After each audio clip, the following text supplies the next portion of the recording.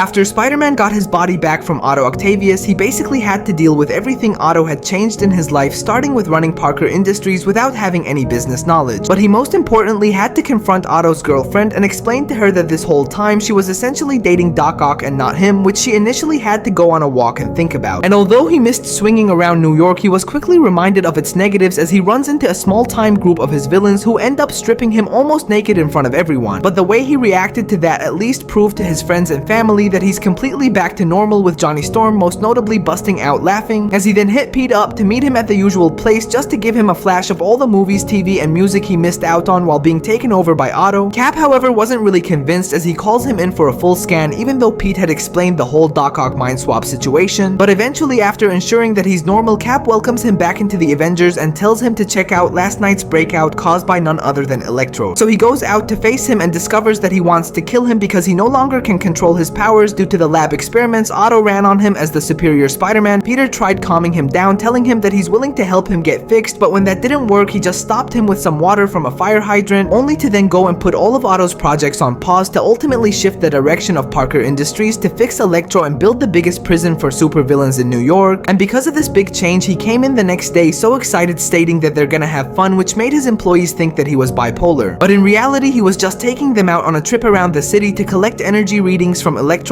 last known locations, only to then get interrupted by Black Cat setting a whole building on fire. So he rushes in trying to save the civilians where he would meet her and think that she would actually help him before he finds out that she too had been humiliated by Otto. And even though he explains that that wasn't him, she insisted on making Spider-Man pay for making a fool of her until he crashed out on her, acting like he's still Otto Octavius and that he wants to kill her, which eventually made her run away, promising to come back, as he then saves the day and heads back to continue working on his project with Parker Industries.